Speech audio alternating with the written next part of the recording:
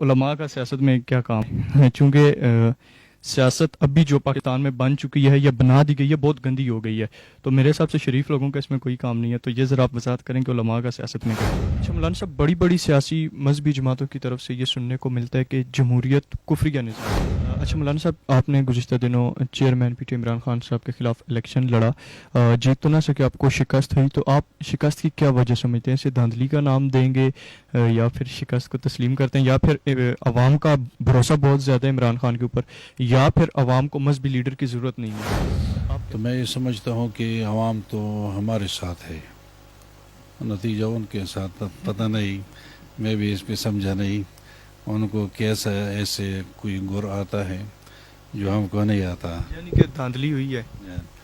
پتہ نہیں ایسا کوئی گر ان کے پاس ہے جو ہمارے لوگوں کے پاس نہیں ہے. تو رات کو لوگوں کے گھروں کو آٹا بیچ دیا گیا، ان کو پیسے بھی دیے گئے.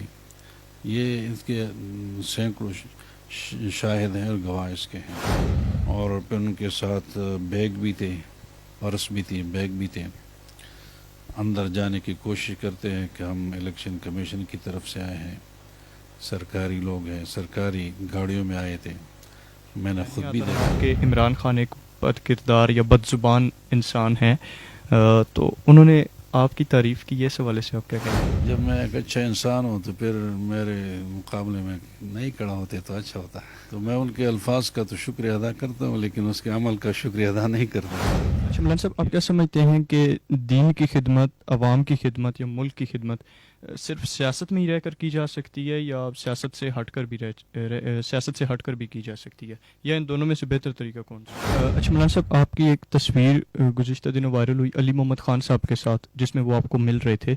تو اس کے بعد سے سوشل میڈیا پہ ایک ٹرینڈ چلا ہے کہ جو پاکستان تحریک انصاف کو چاہنے والے لوگ ہیں، انہوں نے علی محمد خان صاحب کی تصویر پہ وہ کراس بنایا اور ان سے بائیکاٹ کا اعلان کیا ہے، اور یہ بات سامنے رکھ رہے ہیں کہ جی یہ جے یو آئی کو جوائن کرنا چاہتے ہیں یا جمعیت علماء اسلام میں آنا چاہتے ہیں.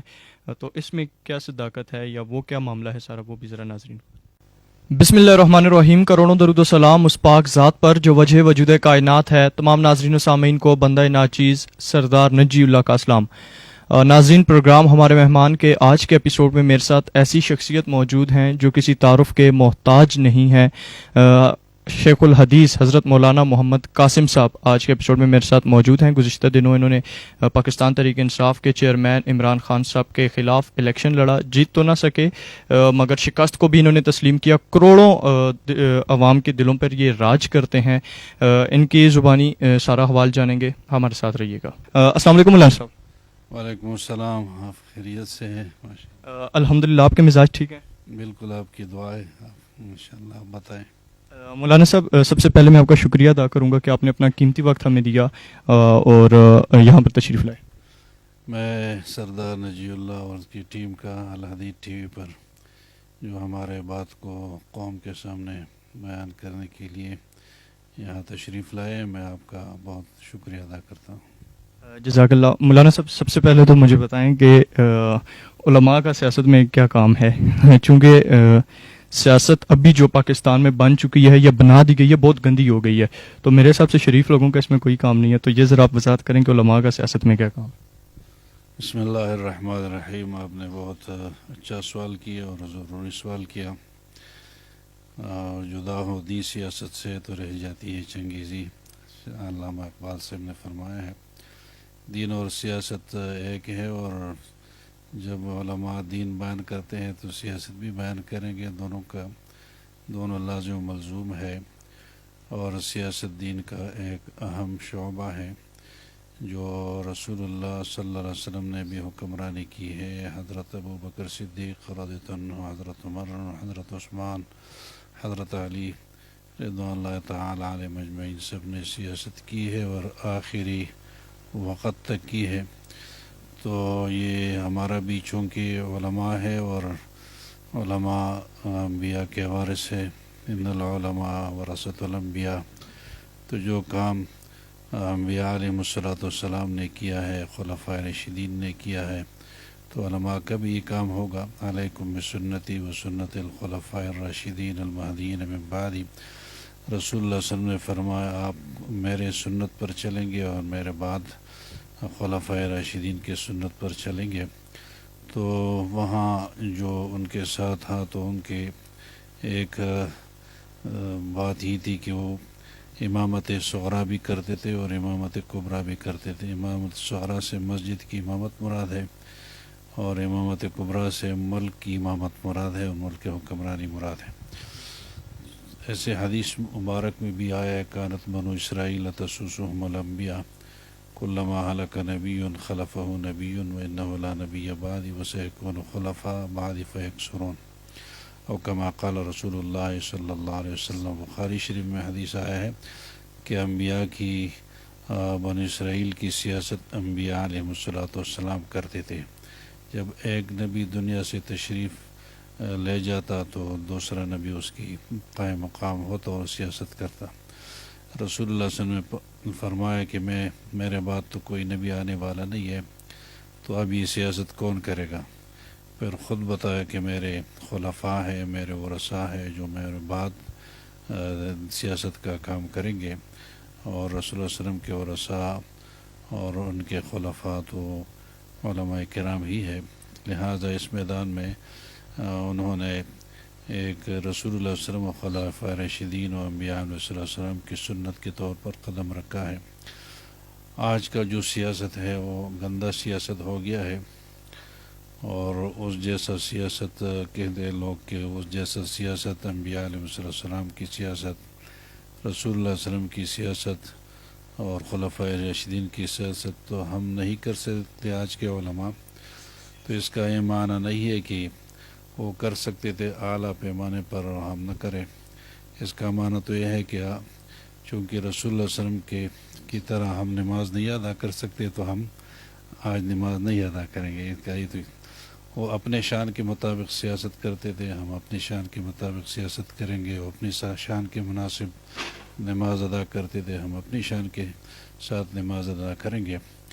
اور جو گندہ سیاست ہے جو ہم اگر علماء کرام جو پاک لوگ ہیں لوگوں کی نظر میں تو وہ پاک لوگ نہیں آئیں گے تو گندہ سیاست کیسے پاک ہوگا.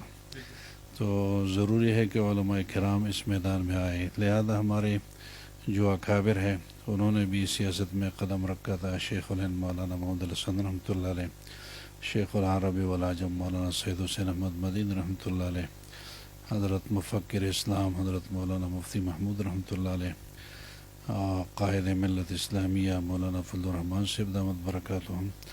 تو انہوں نے بھی سیاست کیا ہے اور اس ملک سے ہمارے اکابر نے انگریز کو اس سیاست کی وجہ سے نکالا تھا. اور اس سیاست کی وجہ سے جو علماء کرام سیاست میں ہے تو ختم نبوت کا جو دفعہ ہے 1973 کے آئین میں وہ سیاسی علماء کی وجہ سے ہے جو سیاست میں قدم رکھتے ہیں. اور جو سیاست میں قدم نہیں رکھتے تو ان کا اس میں کوئی کردار نہیں ہے کیونکہ وہ اپنے میدان میں کام کرتے ہیں. بعض لوگ کہتے ہیں کہ ہم علماء کو مانتے ہیں لیکن سیاسی علماء کو نہیں مانتے. تو ہم کہتے ہیں کہ اس کا معنی تو یہ ہے کہ ہم سارے صحابہ کو مانتے ہیں لیکن ابو بکر صدیق صاحب کو نہیں مانتے کیونکہ انہوں نے حکومت کی تھی. سیاسی علماء کے ساتھ ان کی دشمنی وغیرہ اسی وجہ سے ہے.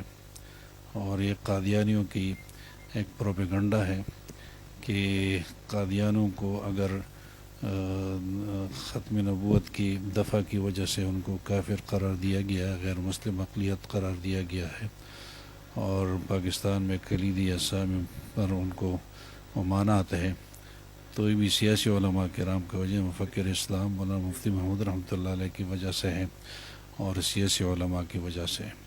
تو ہم کہتے ہیں کہ سیاست دین کا ایک اہم شعبہ ہے اور اہم شعبہ کی وجہ سے لوگ علماء کرام ان سیاست میں جمعیت علماء اسلام کے نام سے کام کر رہے ہیں اور ہمارا انشاءاللہ یہ مشن جاری رہے گا. جی اچھا مولانا صاحب، بڑی سیاسی مذہبی جماعتوں کی طرف سے یہ سننے کو ملتا ہے کہ جمہوریت کفریہ نظام ہے، اس حوالے سے آپ کیا کہیں گے؟ جمہوریت ایک طرز ہے حکومت کا، یعنی حکومت اصل مقصود ہے اور اس کے ذریعے سے قوانین اسلام نافذ ہو سکتے ہیں. جمہوریت کوئی قانون نہیں بلکہ ایک حکومت کی بنانے کے لیے ایک طرز ہے، جو پہلے جدا طرز تھا اب جدا طرز ہے، زمانے کی بدلنے کی وجہ سے طرز جدا ہوتی جاتی ہے۔ لیکن جو ہم دیکھتے ہیں خلفائے راشدین اگر وہ حکمرانی میں گئے ہیں تو ان کی قدر مشترک یہ ہے کہ ان کو جمہور کی تائید حاصل تھی۔ ابو بکر صدیق رضی اللہ تعالیٰ عنہ اگر خلافت میں آئے ہیں تو پہلے ایک ثقیفہ بنو ساعدہ میں جو لوگ جمع تھے مہاجرین و انصار، انہوں نے ان سے بیعت کی، پھر جمہور نے بھی ان سے بیعت کی مسجد نبوی میں سارے نے۔ اسی طرح حضرت عمر کو ابو بکر صدیق نے نامزد کیا تھا، پھر جمہور نے ان سے اور سارے صحابہ کرام نے ان کی بیعت کی۔ تو اسی طرح جو ہے تو جمہور کا اس میں عمل دخل ہے جی، اور طرز جدا ہو، ابو بکر صدیق نے ان کی نامزدگی جدا ہو، ان کے خلافت جدا طرز پہ آیا ہے، حضرت عمر کی جدا طرز پہ آیا ہے اور حضرت عثمان کی جدا طرز پہ آیا ہے، لیکن سب میں ہے کہ جمہور کا ان میں دخل ہے۔ ابوبکر صدیق صاحب کو کی بیعت بھی جمہور نے کیا ہے، حضرت عمر کی بھی بیعت بھی جمہور نے کیا ہے، سارے عوام اس میں شریک تھے۔ تو طرز مختلف زمانے میں مختلف ہوتی ہے، لیکن حکومت بنانے کے لیے طرز ضروری نہیں ہے، طرز یہ بھی ہو سکتی ہے وہ بھی ہو سکتی ہے، اور اس وجہ سے آج ہم نے اگر جمہور کو برداشت کیا ہے تو آج صاحب الرائے کو وہ لوگ عوام جو لوگ ہیں ان کو وہ اہمیت نہیں دیتے، تو سارے جمہور کی ووٹ کو اہمیت دیتے ہیں۔ تو ہم نے بھی اس طرز کو اختیار کیا ہے، جیسے اگر اس میدان سے ہم نکلے اور اس جمہوریت کو ہم گندہ قرار دے دیں اور اس کو کفر قرار دے دیں تو پھر ہم حکومت میں کیسے آئیں گے؟ حکومت میں ختم نبوت کا دفاع کیسے کریں گے؟ ناموس رسالت کا دفاع کیسے کریں گے؟ ناموس صحابہ کا دفاع کیسے کریں گے؟ مدارس کی حفاظت دفاع ایسے ہی مساجد کی دفاع کیسے کریں گے؟ تو یہ اپنی تہذیب کی دفاع کیسے کریں گے؟ تو یہ ایک راستہ ہے، جمہوریت ایک قانون نہیں ہے، ایک حکومت نہیں ہے بلکہ ایک طرز ہے۔ جی ہاں۔ اچھا مولانا صاحب، آپ نے گزشتہ دنوں chairman P T Imran Khan صاحب کے خلاف الیکشن لڑا، جیت تو نہ سکے، آپ کو شکست ہوئی، تو آپ شکست کی کیا وجہ سمجھتے ہیں؟ اسے دھاندلی کا نام دیں گے یا پھر شکست کو تسلیم کرتے ہیں، یا پھر عوام کا بھروسہ بہت زیادہ ہے عمران خان کے اوپر، یا پھر عوام کو مذہبی لیڈر کی ضرورت نہیں ہے؟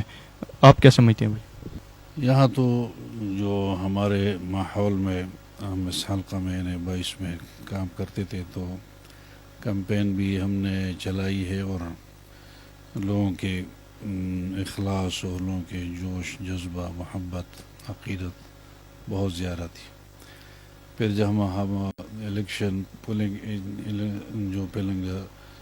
کے دوران ہم گئے ان کے دن، تو اس دن بھی لوگوں کا جوش دیدنی تھا، ان کے محبت ان کی عقیدت۔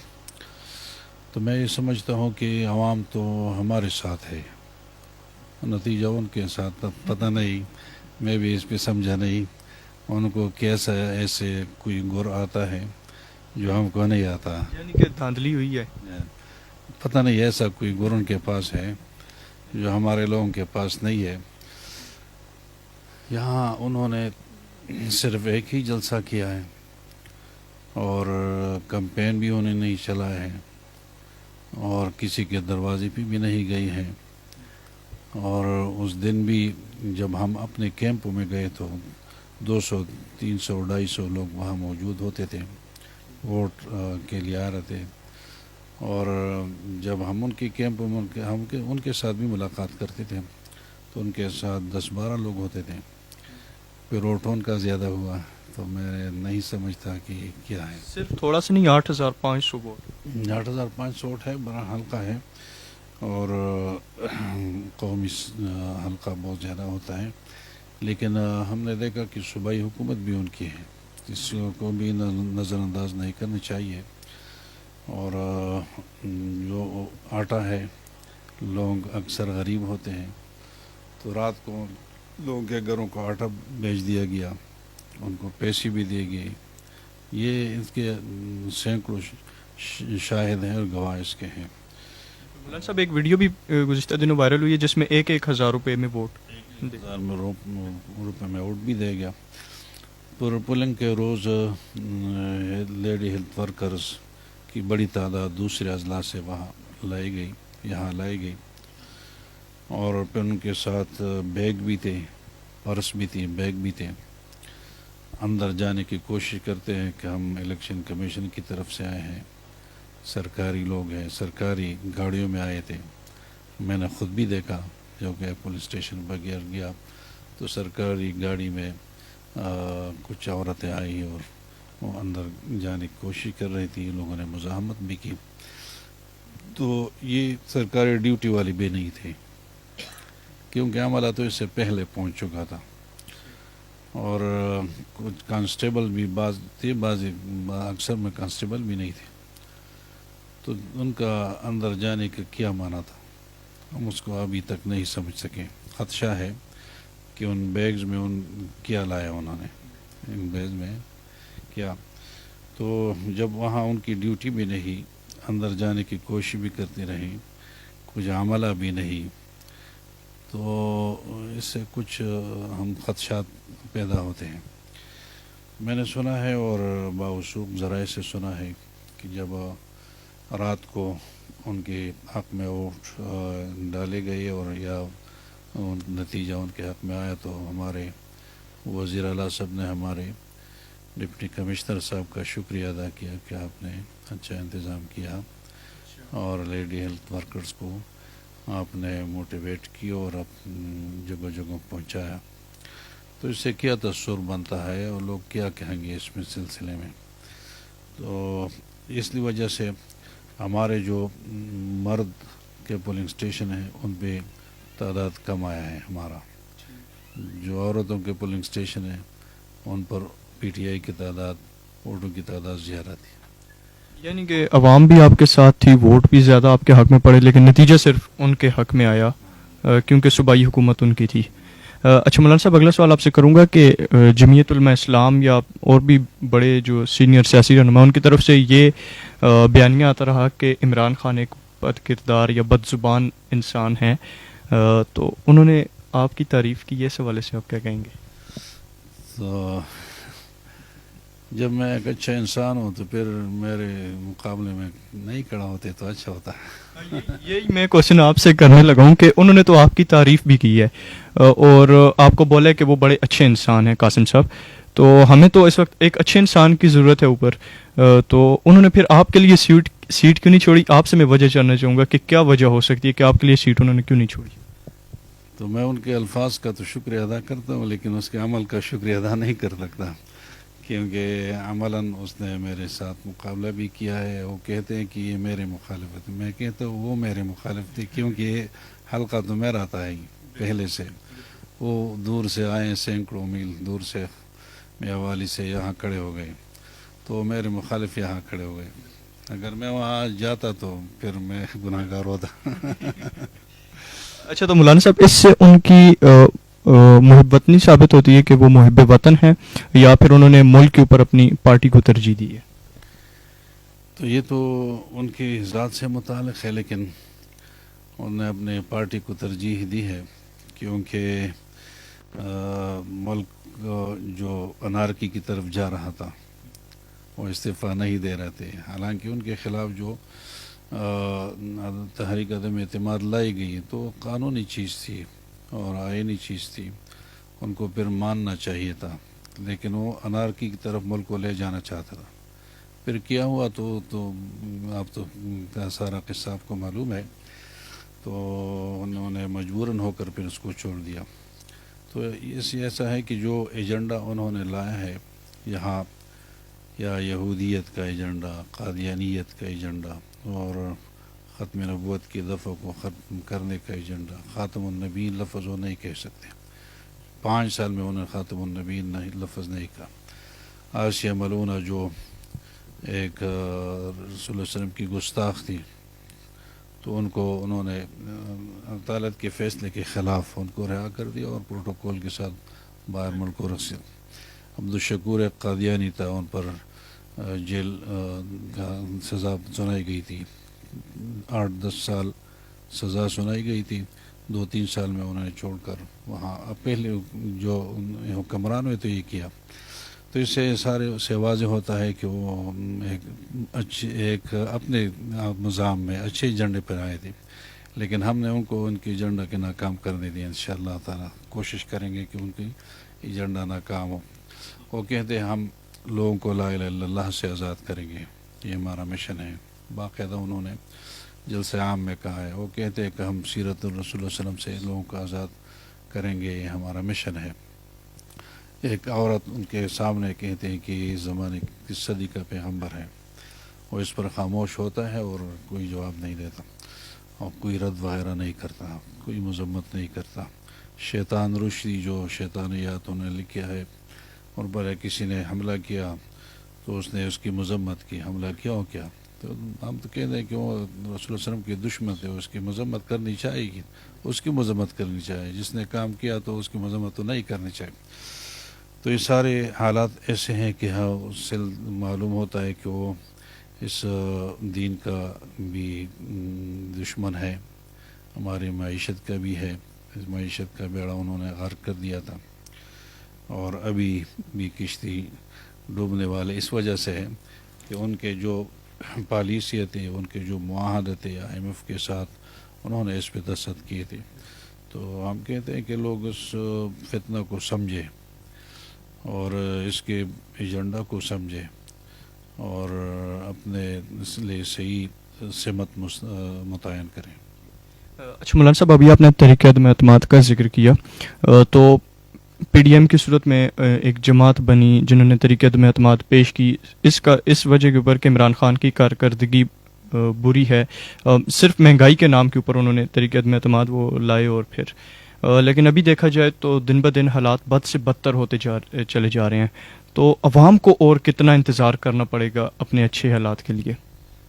یہ سوال تو پہلے عمران خان سے بھی ہونا چاہیے کہ آپ نے کہا کہ ہم 90 دن کے اندر ملک میں اصلاحات لائیں گے اور مہنگائی کو بھی کنٹرول کریں گے اور سارے نظام کو ٹھیک کریں گے.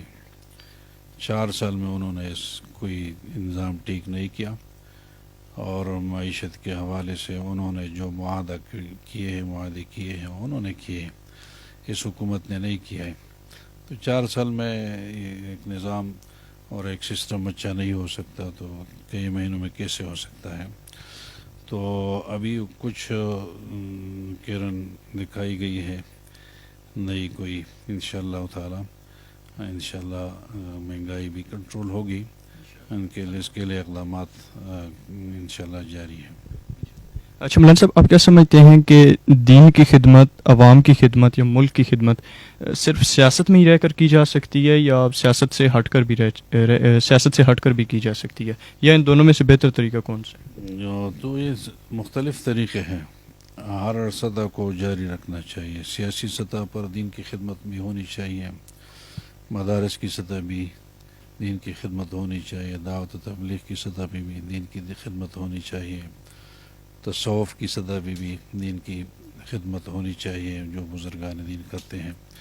تو یہ مختلف شعبے ہیں, مختلف طریقہ کار ہیں, ان کو جاری رکھنا چاہیے.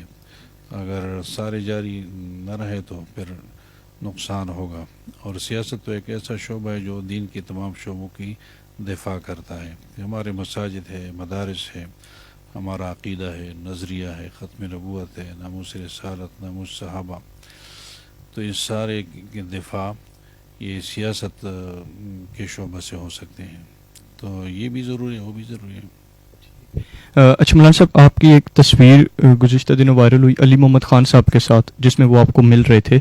تو اس کے بعد سے سوشل میڈیا پہ ایک ٹرینڈ چلا ہے کہ جو پاکستان تحریک انصاف کو چاہنے والے لوگ ہیں, انہوں نے علی محمد خان صاحب کی تصویر پہ وہ کراس بنایا اور ان سے بائیکاٹ کا اعلان کیا ہے, اور یہ بات سامنے رکھ رہے ہیں کہ جی یہ JUI کو جوائن کرنا چاہتے ہیں یا جمیعت علماء اسلام میں آنا چاہتے ہیں. تو اس میں کیا صداقت ہے یا وہ کیا معاملہ ہے سارا, وہ بھی ذرا ناظرین.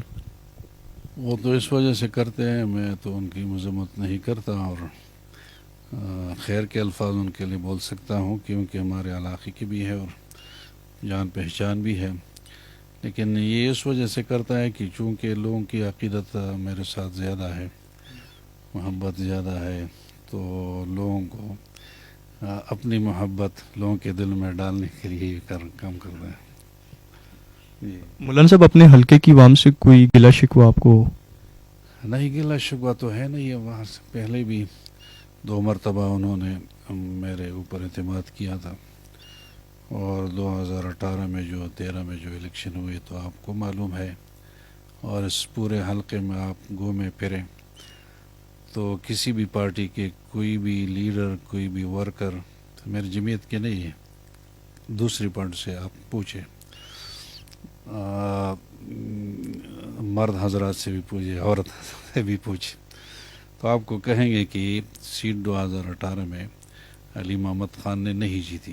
خود ان کے ورکر نے ان کے سامنے کہا کہ آپ لا الہ الا اللہ پڑھ کر، کلمہ بول کر یہ کہا ہے کہ یہ سیٹ آپ نے جیتی ہے.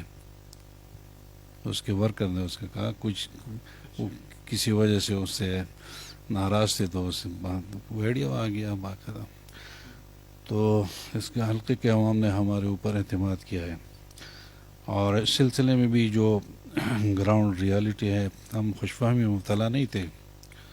ہم ایک زمینی حقائق میں گراؤنڈ ریالٹی جو ہے، تو عوام ہمارے ساتھ تھے، ان کی محبت ہمارے ساتھ تھی، ان کی دلوں کی محبت ہمارے ساتھ تھی. تو لیکن نتیجہ ان کے ہاتھ تھا. میں نے پہلے بھی کہا، پتہ نہیں نتیجہ کس طرح تبدیل ہوا، کس طرح ایسا ہوا. یہ ہمیں خدشہ ہے، جو انہوں نے کیا ہے، جو پیسے دیا ہے، جو آٹا دیا ہے، جو پلاننگ انہوں نے کیا ہے، جو مثال بطور نے لیڈی ہیلتھ ورکرز بھیجے ہیں، تو اس میں ہو سکتا ہے کیا ہوگا. لیکن عوام کی محبت کمپین میں بھی اور پولنگ کے روز بھی، یہ صرف میرا تجزیہ نہیں ہے، یہاں جو تجزیہ نگار تھے، مشرق والے ہیں، کسی اور والے ٹی ویز والے ہیں، جو مختلف ٹی وی چینلز پہ، تو سارے تجزیہ نگار اس سیٹ کے بارے میں کہتے ہیں کہ سیٹ پی ڈی ایم جیتے گا، کتاب جیتے گا. اور ایمل ولی خان کی سیٹ کے بارے میں کہا کہ ان کا وہاں مقابلہ ہے کانٹے دار. اور غلام محمد بلور صاحب کی سیٹ، پشاور والے سیٹ کے بارے میں کہا کہ یہ ٹھیک نہیں رہے گا، غلام بلور کے حق میں ٹھیک نہیں رہے گا. تو یہاں تو سب کا سب کے یہ تجزیے بھی تھے، ان کے کہنا بھی تھا. سارے رپورٹیں بھی ایسے آ گئی ہیں، جو ادارے ہیں ان کی بھی رپورٹیں ہیں کہ یہ تو آسانی سے جیت سکتا ہے. ویسے تو اچھا مولانا صاحب، عمران خان صاحب کو کیا پیغام دینا چاہیں گے؟ عمران خان کو یہ پیغام دینا چاہتے ہیں کہ آپ جو سیاست کے جو اقدار ہے، اور جو سیاسی لوگوں کی جو عزت ہے، جو احترام ہے، ان کو بحال کریں. آپ جلسے میں کھڑے ہو کر سب سے پہلے تو لیڈروں پر اپنی زبان صاف کرتے ہیں. مولانا صاحب کے بارے میں جو کہتے ہیں، دوسروں کے بارے میں جو کہتے ہیں، یہ ان کے شاہ نشان نہیں ہے. وزیر اعظم ہو کر شاہ نشان ہے. اس سے میرے جو انہوں نے تعریف کی ہے، تو دوسرے کی تعریف تو اگر نہیں ہو سکتی تو ان کو غلط نام سے بولنا بھی نہیں چاہیے. اور ان کو یہ بھی کہتا ہوں کہ ان کے ورکرز جو ہیں، جو علماء کے خلاف پروپیگنڈا کرتے ہیں، فیس بک پہ کرتے ہیں، ان کو بھی سمجھائے، کیونکہ یہ تو ایک سیاست ہے، ایک تو ایک دشمنی نہیں ہے. آپ اپنا پیغام لوگوں کو دے دیں، ہم اپنا پیغام لوگوں کو دے دیں گے، پھر عوام کا جس طرف رجحان ہو تو ٹھیک ہے، وہ فیصلہ جو ہو کچھ ہوگا وہ ہوگا. لیکن سیاست میں رواداری ہو، سیاست میں شائستگی ہو، اچھے الفاظ سے ہو، ماحول میں بدمزگی پیدا نہ ہو. تو اس وجہ سے یہ پیغام ان کو دیں. اچھا مولانا صاحب، الحدید ٹی وی ینگ ٹیلنٹ کو سامنے لاتا ہے، عوامی مسائل کو ہمیشہ سامنے اجاگر کرنے کی بھرپور کوشش کی ہے. علماء کو جتنا زیادہ ہو سکا ہم سامنے لائے، ان کے مسائل علماء کو پروموٹ کیا ہم نے.